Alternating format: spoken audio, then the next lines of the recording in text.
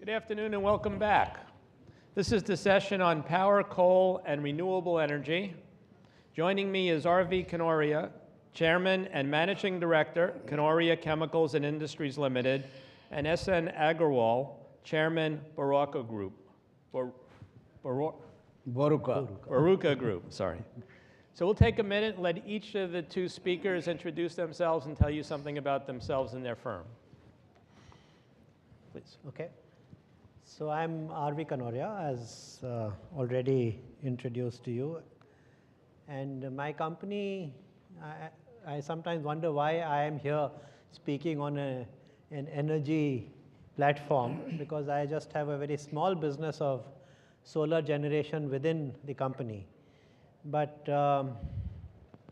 more on the point of view of policy, I've been instrumental or have worked very closely with the Government of India as the President of the Federation of Indian Chambers of Commerce and Industry and part of the Solar Task Force of the Government of India.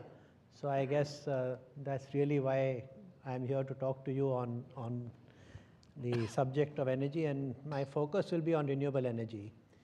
But before I get to that, I think it's important that I also give a little bit of perspective on the policy framework and what is likely to be the stance of the government in renewable energy, because much has been already spoken about in the earlier sessions about the new government led by Prime Minister Narendra Modi, but nobody has said that he is extremely passionate about solar power. And in fact, in the last few days, in the last 4 or 5 days, if you've gone through some of the press coverage of India, he has talked about increasing the solar capacity from the current level of about 1,800 megawatts per year to 100,000 megawatts in the next 15 years, which means there's going to be a huge thrust in the renewable sector and particularly in the solar sector. And from what I can understand, and with interactions that I've had with his team, they are in the midst of formulating a new policy to rejuvenate this sector.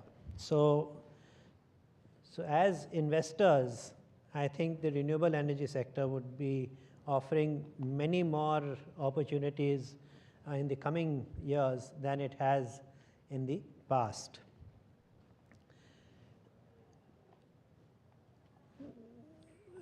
I mean, as of now, about 2/3 of India's energy requirement is met by thermal generation from coal, and 1/3 of it is met by other sources, which is gas, hydro, wind, solar, biomass, and every other.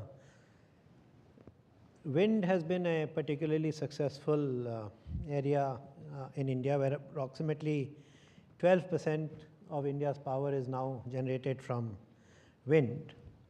But solar is yet to catch on, and my talk is really on the solar sector. Now, the policy framework which drives the solar sector, the government created a mission called the Jawaharlal Nehru Mission for Solar Power, which had a target of 20,000 megawatts of installed capacity by the year 2022. And under that mission, they came up with several schemes, and one of those schemes was a scheme of reverse bidding. So they set a minimum tariff and then requested bidders to bid below that tariff, and based on the lowest bid, they awarded projects on and covered the gap between the feed-in tariff and the quoted tariff through government subsidy. There were conditions attached to that, and part of those conditions were that the equipment which you use to generate that power must be indigenous. And the government had a twofold objective: one, to encourage the solar sector to generate power, and also to encourage the manufacturing sector for solar equipment by putting a conditionality of domestic panels which needed to be used. Now, obviously, that scheme had two pitfalls. One, it was based on a model of government subsidy. It was based on reverse bidding. Therefore, many people who were not even competent to understand the solar sector bid in these projects, and as a result of which many of the projects fell into trouble because the bids were much lower than the actual cost at which power could be generated. The second was that India does not have the capacity as yet for domestic manufacture of solar panels and equipment, and that was the second pitfall of that.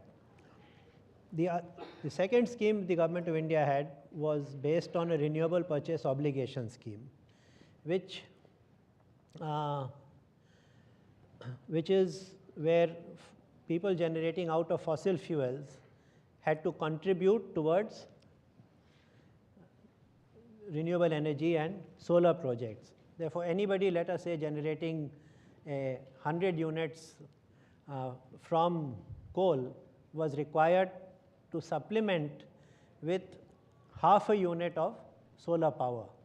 The idea was that the burden of development of the solar sector would be shared by the country as a whole, and not only by those states which had the capacity to generate solar power. So this was an excellent scheme because it did not entail government subsidy. It was generation based, so it encouraged higher generation. It encouraged better plants to be set up. It encouraged plants in those areas where solar radiation was maximum, and as a result of which capacity was created in the state of Rajasthan, which was very, very rich in solar radiation, because Rajasthan is a desert, is like a desert climate where there is very little rain and there is a lot of sunshine. And in turn, Rajasthan did not have to bear the burden because the burden was shared by all users across India, or all generators across India. Now, the problems with that scheme was that since the individual states had to implement the scheme, the implementation and enforcement remained very weak. And as a result of which, investments which were based on the renewable purchase obligation scheme suffered.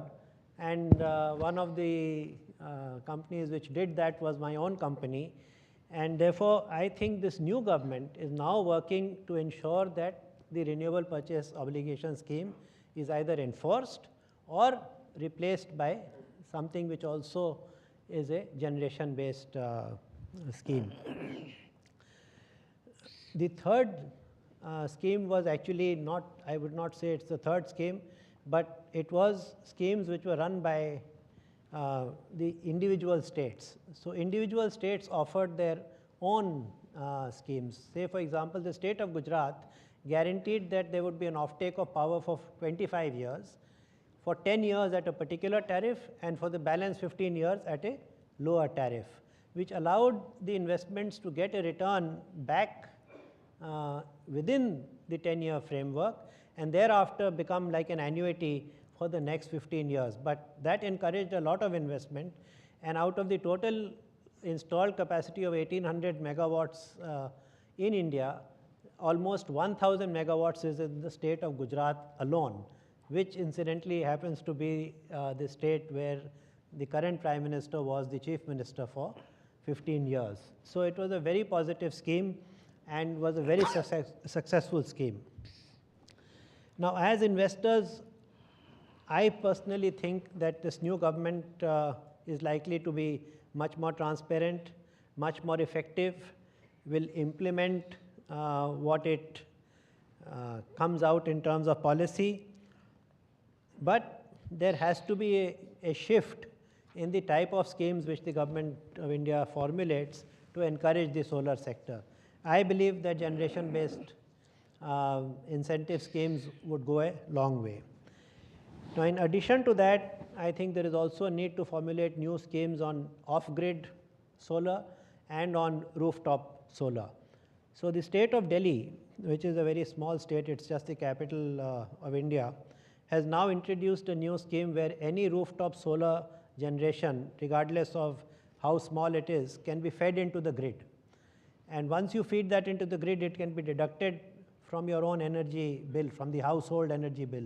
Now, that's a very positive scheme. And if such schemes can be encouraged, it will give a fillip to the equipment manufacturing industry, because then there will be a huge demand for solar panels in individual homes, and it will also encourage homes to put up their own power. The other pitfall which we have is that most of the power is sold to what we call the DISCOMs, which are the distribution companies. Now, as a result of earlier policies, the distribution companies have been deprived of proper financial structuring, and I think they need to be restructured because they just don't have the capability of making payments on time and honoring their commitments. So, in addition to all this policy framework, unless and until the aspect of feed-in tariff and sale to the DISCOMs is resolved, there will be issues for investors in this sector. So, I will just very broadly, I have covered this subject in a very general way, but would be happy to answer questions on the solar sector, and also questions relating to the energy sector as a whole, whether it is coal or any other sector, because I think coal is a very important area which, I mean, despite the issues on climate change and despite the issues of commitments which India needs to make, coal will remain as a major source of energy in India. India has the 5th largest coal reserves in the world. It is as I said, 2/3 of our energy requirements is right now being met through coal. Coal is an area which requires a lot of policy change in the country. It has led to a lot of controversies. It was a sector which was nationalized about 35 years back, so there is a monopoly. So there are many issues related to coal, but I would leave that to the question answer session. Thank you. Sure. Hassan? I'll start with a small introduction about the Boruka Group.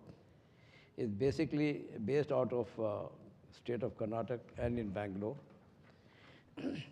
Boruka is a leader in the renewable energy sector in India. The company remains the first in the post-independence period to set up and operate a hydel project in the private sector in November 1992.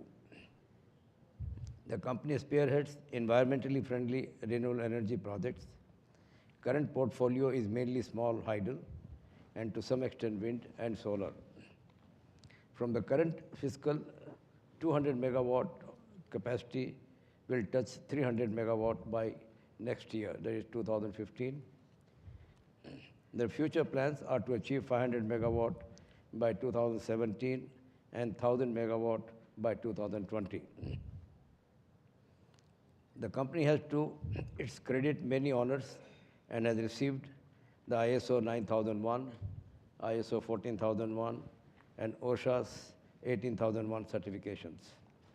The company is backed by a unique mix of engineering intellect, project management capability, deep industry experience, and committed manpower. So this is about the renewable power that group has. Group has recently started a coal mine operations in Indonesia also, hoping to get into thermal or dirty coal at some point of time. With this, then I'd like to continue with my talk, right? Is the slide up there? You can see it here. Okay.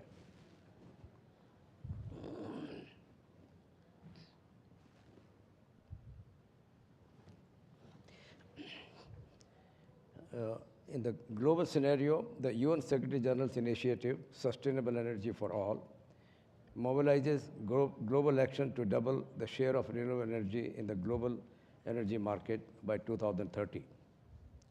Renewable energy provided an estimated 19% of global energy consumption in 2012 and continues to grow in 2013 and 14. As at the end of 2013, the global investments in renewable energy amounts to US dollar 250 billion. The global energy capacity, excluding hydro capacities, 1,000 gigawatt, was 560 gigawatt or 560,000 megawatt. Out of this, wind power contributed 318 gigawatt, solar power 139 gigawatt, and solar CSP 3.4 gigawatt. There are 144 countries with renewable energy policy targets and 98 countries with feed-in tariffs. While China, US, and Japan ranked highest in renewable energy investments, India ranked fourth in wind installation capacity after China, Germany, and UK. Germany to move more towards green power, 50% of their consumption. The share of renewable energy use in the total energy basket is expected to rise to 18% in 2035 from 13% in 2010. Renewable energy will be 50% of the total increase in energy usage from 2011 to 2035. That's an important development. Cumulative investment of USD $6.5 trillion required from 2013 to 2035 in the renewable energy sector, a big business opportunity for all of us.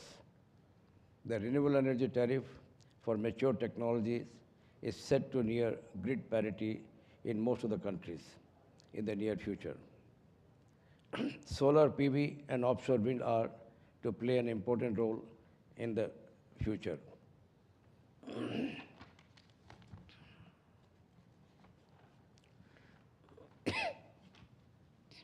India is one of the first to have a separate ministry at the Government of India level to promote renewable energy in 1994.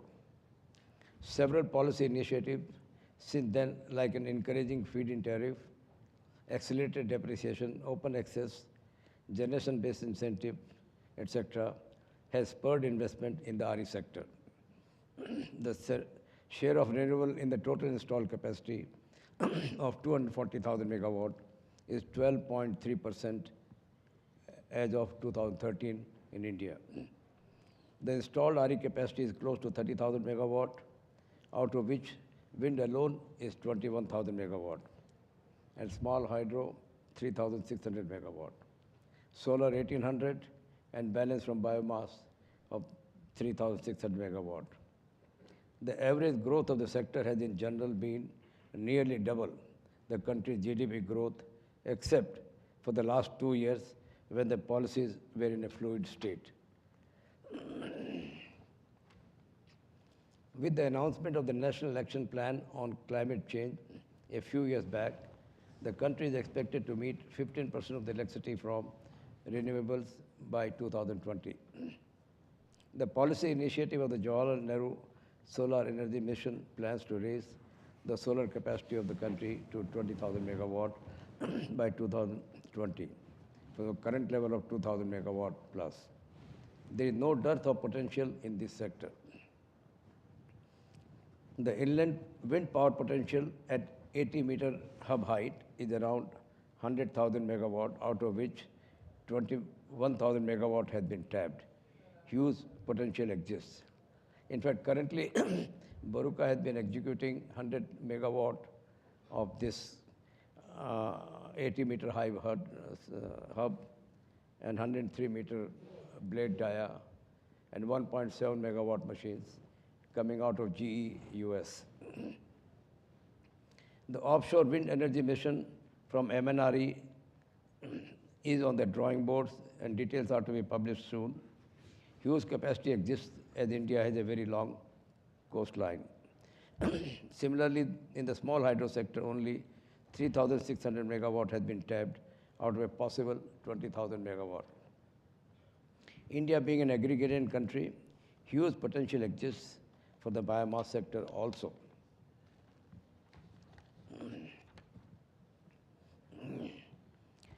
The issues and challenges of the various background that I've given you now.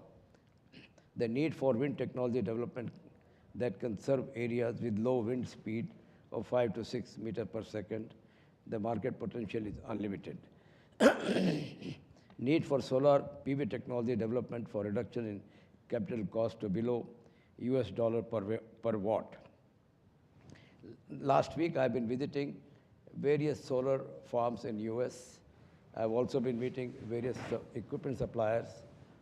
The cost of, capital cost of a solar plant in US is $1.90 per watt. And what we normally bid in India to qualify for a bid is at the level of $1.40.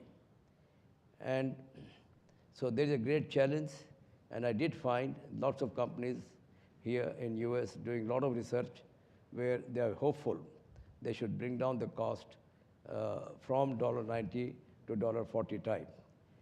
And I hope it continues coming down marginally at the rate of 10 cents per watt type to achieve a grid parity at least at the level of dollar per watt type.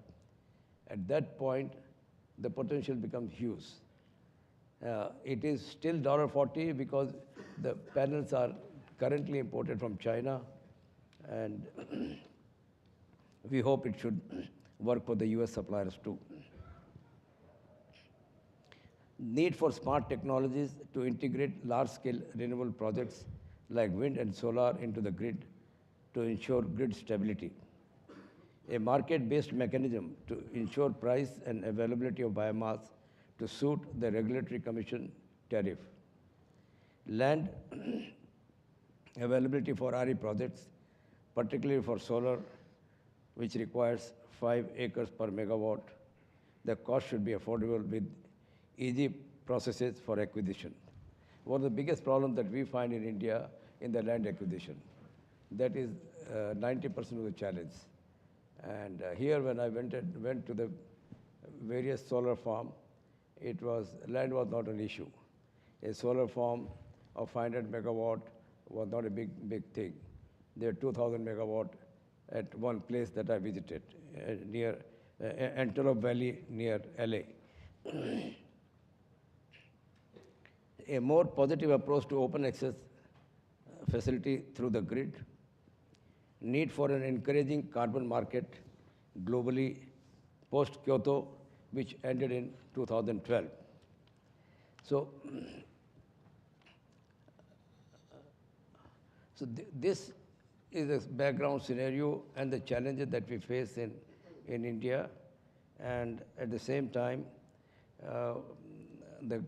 as Mr. Kanodia mentioned, the current Prime Minister is very strong and very upbeat in encouraging the renewable power, and we hope the growth will be substantial in spite of the challenges which are being looked into and being sorted out by the state government as well as the state government.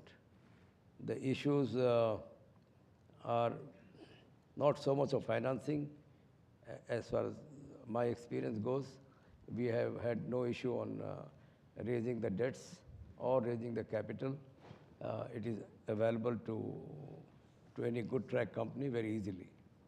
The returns are good, and my own company should go into an IPO in about 2 years' time, and expected to give a good return to the existing investors. Thank you. Any questions from the audience?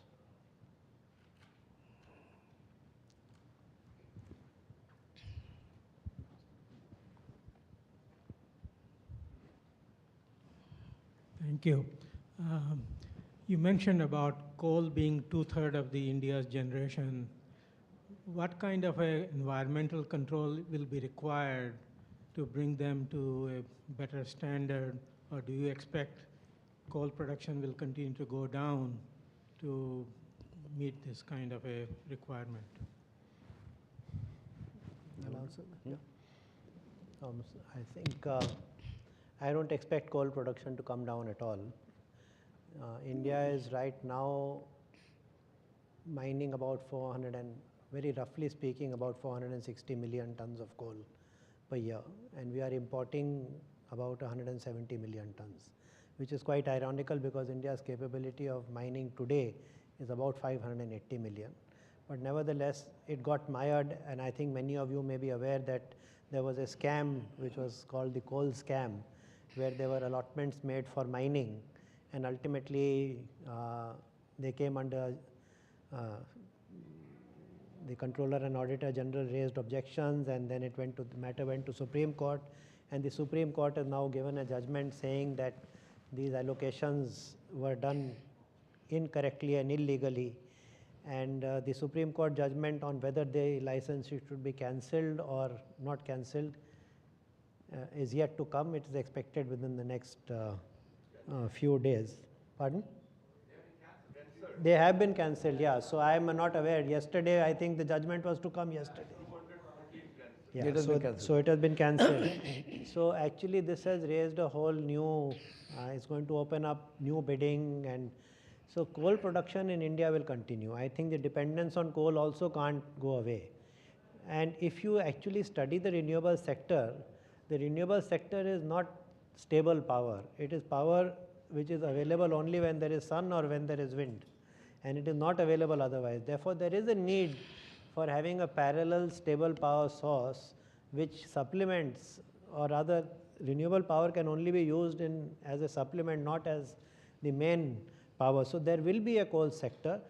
Then there is a need for getting into clean coal technologies. We have to find ways to cut our carbon emissions, and it is happening. I mean, the type of technologies I was generating in my company, 50 megawatts, which was more or less clean technology because it was based on fluidized bed boilers where the efficiencies were much higher. We had proper controls for ash handling, ash controls, etc. But yes, I mean, ultimately there is still carbon monoxide emission when you burn. So whether the chimney stack should be high or whether you should actually sequester it in the ground, there are many clean coal technologies which are under development, and they will happen in India. India is very conscious of the environment, and Indian companies are also conscious of environment. So I personally don't think that this issue will be a very major issue. And for India to get into other forms like, I mean, gas, so there is another controversy also going on gas pricing. I think gas pricing has to be decided because a lot of gas is going to be used for power generation. And the third is the debate on whether India should go nuclear or not, which India will go, because India signed, I mean, first of all, there was an agreement with the US, and now in the last visit of the Prime Minister to Australia, there's a new agreement which has been signed on uranium supply.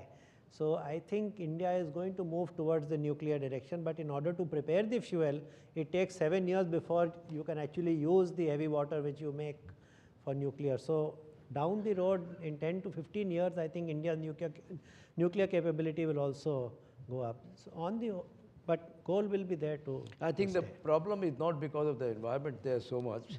It's more whatever has happened, the cancellation of the 216 coal mines is primarily due to the faulty policy. The natural resources of the country, whether it is a spectrum or coal or iron ore, should have been auctioned. A market pricing should have been found out. That was the starting point that was not done. So we had to reinvent the wheel, go back to the market mechanism process, and hopefully everything will fall in place. There was possibility of 460 million ton of the Coal India Limited to have done another 200 million. But being in public sector, 100% owned is also a big flaw, policy issue again, whether the government should privatize, to what extent, 49 or 51. If that happens, then also it can go up.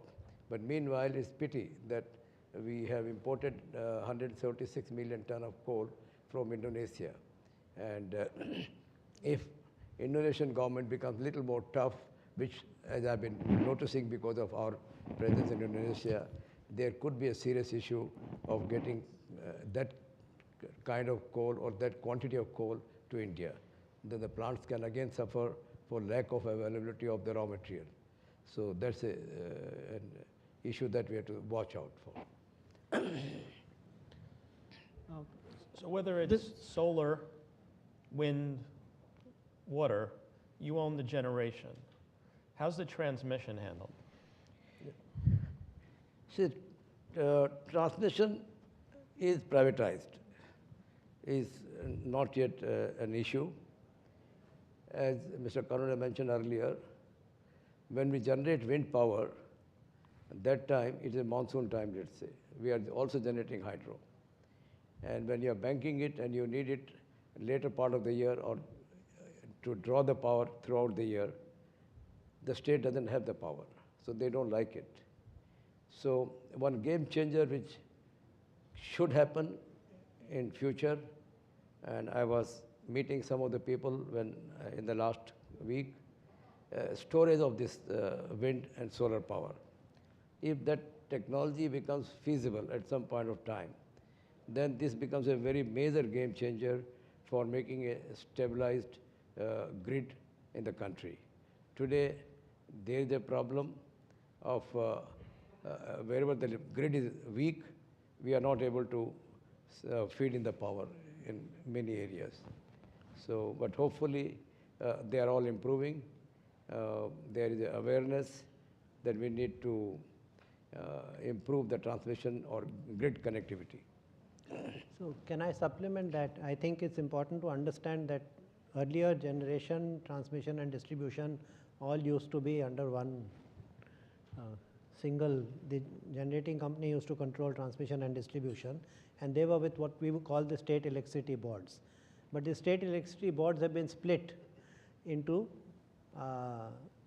generation and distribution, and transmission to quite an extent has been privatized, and it is done by private companies.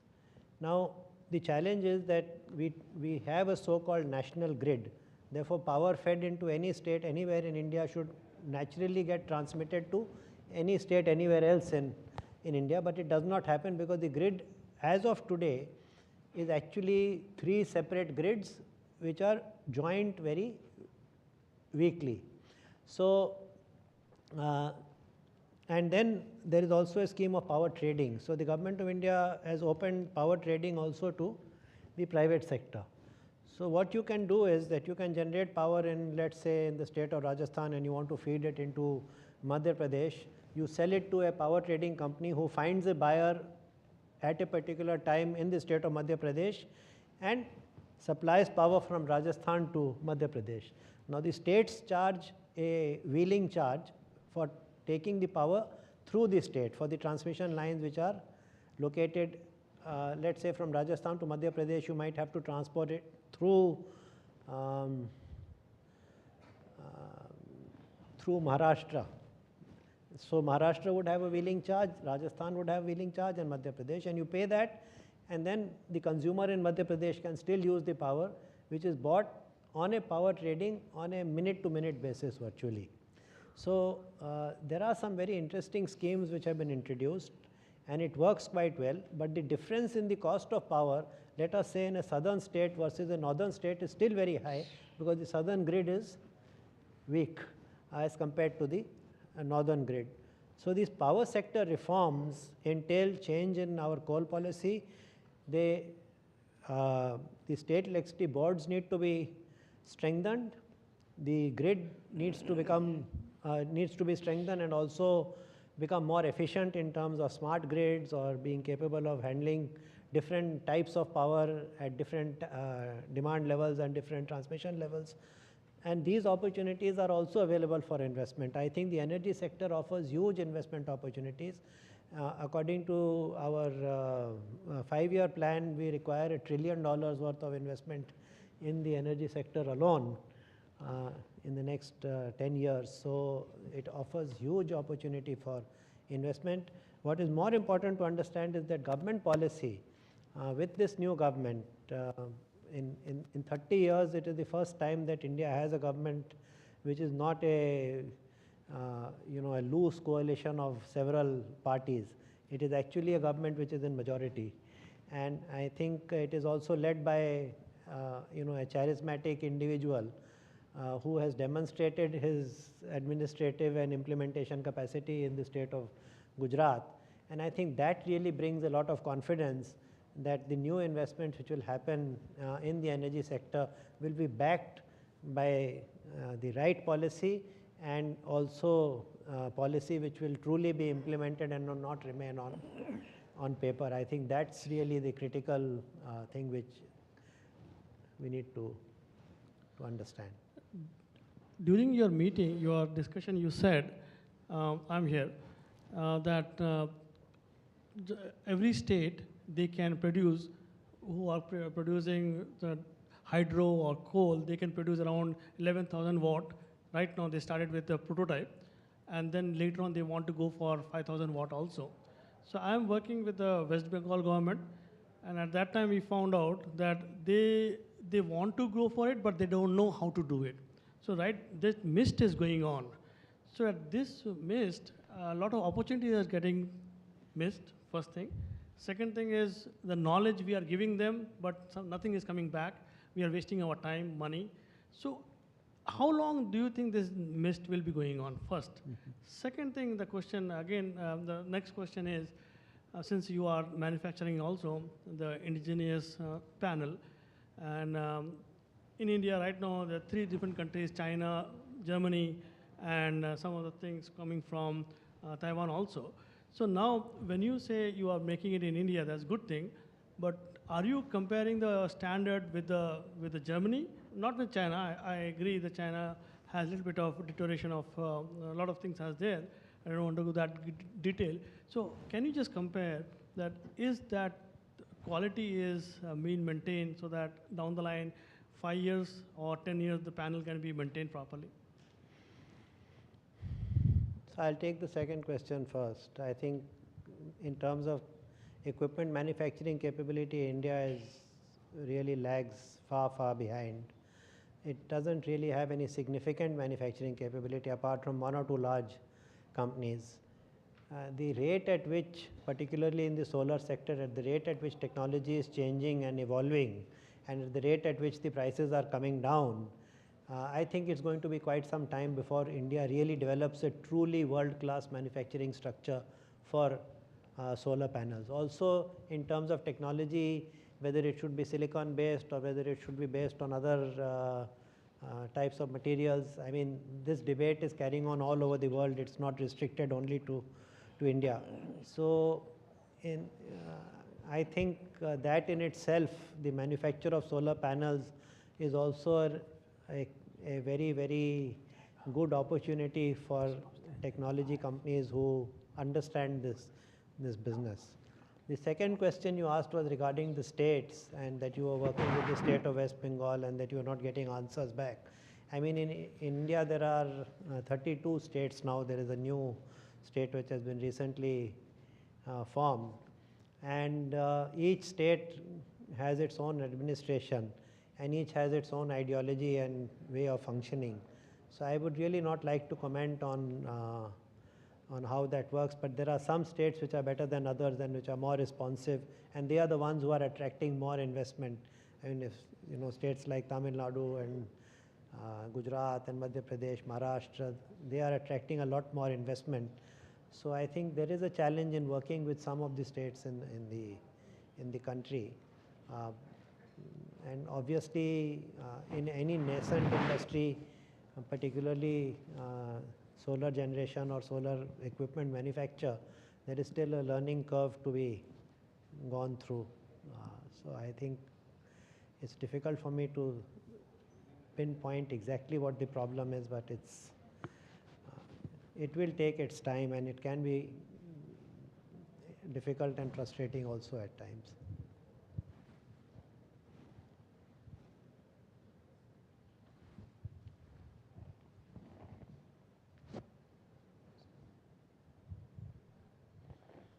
Hello, I'm Mark Colton with Erica Garnett Partners. Do you see a role for coal gasification in India as in China?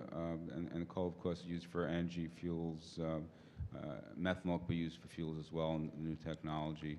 And of course, China is doing that in a significant way. Yasin, are you competent to answer that? I am really not competent to answer that.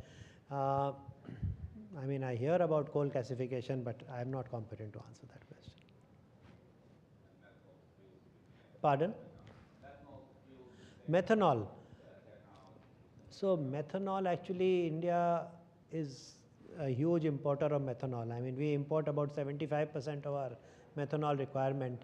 And at the current gas pricing, and even after the new gas pricing is decided, I doubt whether there will be investment in methanol. So it is unlikely that methanol will become a preferred choice of fuel, but ethanol will. In fact, there is a government program of ethanol which where it is mandatory to blend 5% ethanol in fuels, which is gaining momentum, and it is largely based on sugar molasses. So ethanol will definitely. There's a technology perhaps you're not familiar with, but the Chinese are actually investing in methanol facilities in the U.S. to bring cheap shale gas into China and then convert that methanol into petrochemicals as well as fuel and fertilizer and other kinds of products. So that's a way of getting cheap U.S. shale gas into China and then doing different things with it from the methanol. So it's another approach. But it's another approach I appreciate, and as I said, I'm not competent because I don't know the technology, so I will refrain from answering that. I know the technology from gas, but not from coal. Any more questions from the audience? Okay, then I'll give you 2 minutes each to make closing remarks or anything you want to add you didn't get a chance to say yet. I think the whole idea was to give a brief overview of the potentiality in energy sector in India, and I would just like to repeat or conclude saying that our group is very heavily focused and betting heavily on the creation of new capacity, as I mentioned, to go up to 1,000 megawatt. Even currently, we are the largest in this sector and done exceedingly well.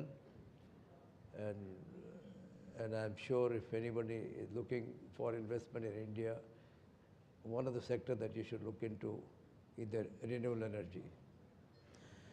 So I will just conclude with, I did not mention 5 incentives which the central government is giving for solar projects. There is no customs duty on solar cells and modules.